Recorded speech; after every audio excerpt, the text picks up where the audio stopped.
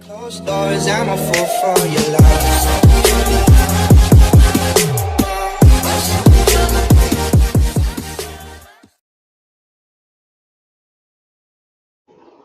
What's up, guys? This is Karuzu from Karuzu's Gaming and Reactions, and I'm back with another video. This time we're going to be talking about what's in the news, and we have the U.S. military strikes in Iraq, kills, what is this? Qasem Soleimani. Somebody gonna have to pronounce that crap to me. Soleimani, whatever, commander of the Iranian forces. Anyway, this guy was planning attacks on Americans across the region, leading to an airstrike in Baghdad. The Pentagon statement says Iran's supreme leader, the Ayatollah, called for vengeance. Of course he did. Of course he called for vengeance. This is something that we shouldn't be getting into right about now, I think. This is just my opinion, but I do remember before the start of the Iraqi war, the U.S. government or the president himself was coming out with all of these half-baked assertions that Iraq had weapons of mass destruction, WMDs. Maybe some of you are old enough to remember that, where they kept trying to convince the public that Iraq had WMDs and that was the reason why we needed to go to war with them. However, through tons of investigations, there was never any evidence of WMDs found in Iraq whatsoever. Not any evidence. So why did we go to war with Iraq? Somebody please tell me. The people who greenlit that war should be serving in prison for war crimes, because that's what that was, a complete crime. They basically wanted to control the oil, the Iraqi oil, and control that part of the desert. And that's basically what it came down to. They did it for Saudi Arabia. I'm telling you, that's what this is.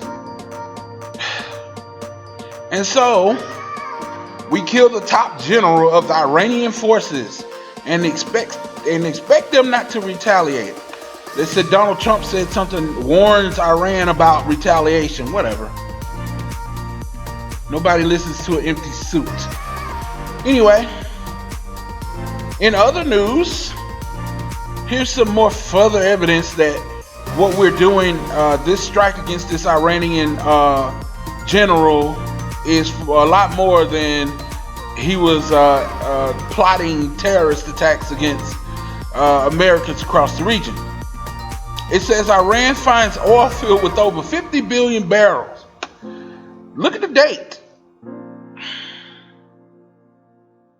Just the proximity of these events bothers me, because it sounds like two things have happened. One thing first, they discovered probably more oil than that, maybe more than 50 billion oil, 50 billion barrels. Do you know how much money that is? Wars are fought over money, people.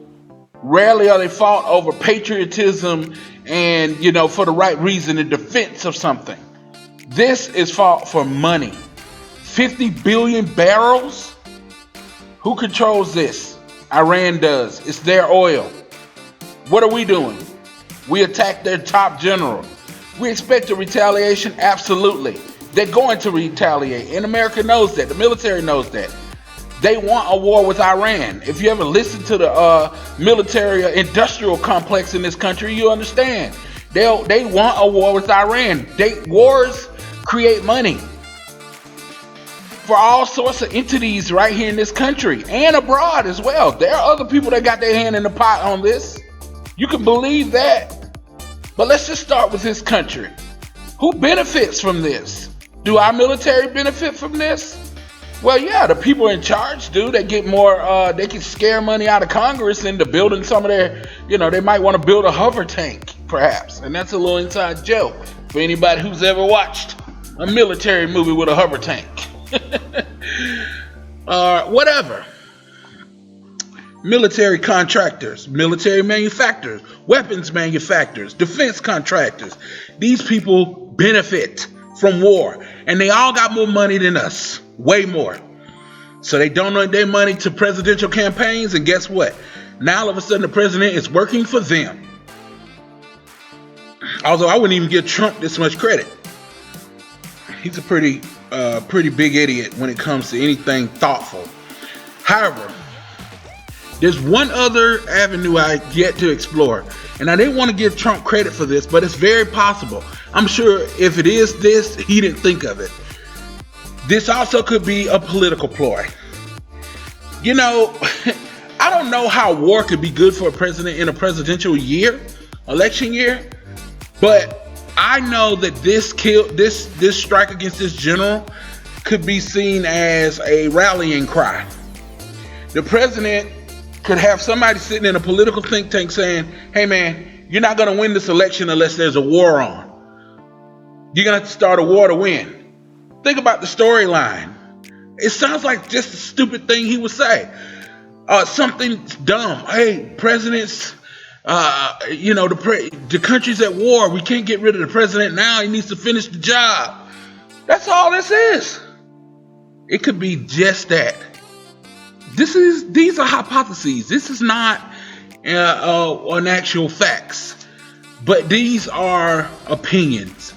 It's either two of those things. It's one, the military-industrial complex is calling the shots, and whoever they work for calling the shots, and they shot that general down, and they want to start a fight with Iran so they can get this war on. Or two, it serves a double purpose for the military if Donald Trump wants to start a war with Iran so he can continue to be a state president after 2020, into 2021. I don't know if any of those two things to be true, but I feel like they are, and it's very possible for them to be true. Now, let's talk about why is it a bad idea for the U.S. to take on Iran. Let's look at the country size. Okay. All right. This is Iran, people. Look at how much bigger it is than Iraq. Look at how big the landmass is. Iran has a much more sophisticated military.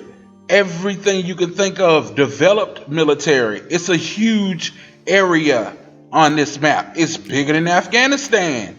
It's bigger than its neighboring countries, and it's even bigger than Pakistan, our ally.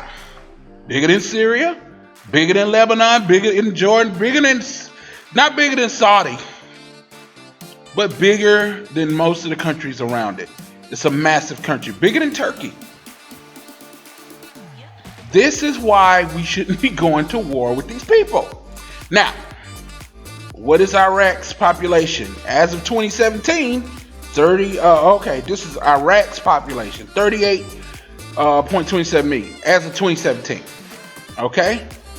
All right, but if we go down, let's see, let's see, 2014, 2013, 2011, let's just say 9/11, there was just over 30 million people in Iraq. So when we went to war with Iraq very shortly after 9/11. So let's just say 30, ish, a little over 30 million people in Iraq. Very small country. Okay? Let's look at Iran's population. As it sits right now, 81.16 million people. Much bigger population, much bigger military. Okay, it's not just gonna be smash and grab. Let's just go whoop their ass and come back, because it ain't gonna happen like that. These are the type of wars that you wind up. These are the type of wars that start World War III, people. When you start wars with massive countries with big militaries, this is the kind of war that starts World War III.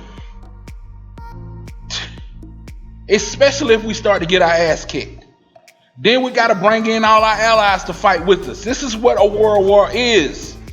When we have multiple militaries on either side fighting each other. This is World War III. And though they don't have nuclear weapons at this time, they have massively powerful weapons good enough to fight. You think their aircraft pilots, or their pilots are not as good as our pilots? You're wrong. They are. people just need to wake up. My God. I'm praying that none of this happens. But this is a warning, people. Listen. Look at the news. Look at what they're saying. This is exactly how we get lulled in believing that, oh, all the stuff that they're saying is true. Use your own head. This is scary, and it should scare the hell out of everybody. It really should. Military parents. You think it's patriotic to send your son to fight in a war where he's going to lose his life over oil and money? Or do you think it's patriotic for your son to fight in a war where he's going to lose his life, his or her life, over political gain for a man who don't deserve it? Do you really think it's worth it? Don't holler at me telling me that you think it is, because there's not a damn thing patriotic about that, not at all. So go wave your patriotism somewhere else, because that's not patriotism. Dying for someone who wants to win an election is bullshit. Dying for someone who wants to get rich is bullshit. Dying for your country in defense of your country, that is patriotic. I'm Karuzu from Karuzu's Gaming and Reactions. We'll see all you wonderful people in the next video.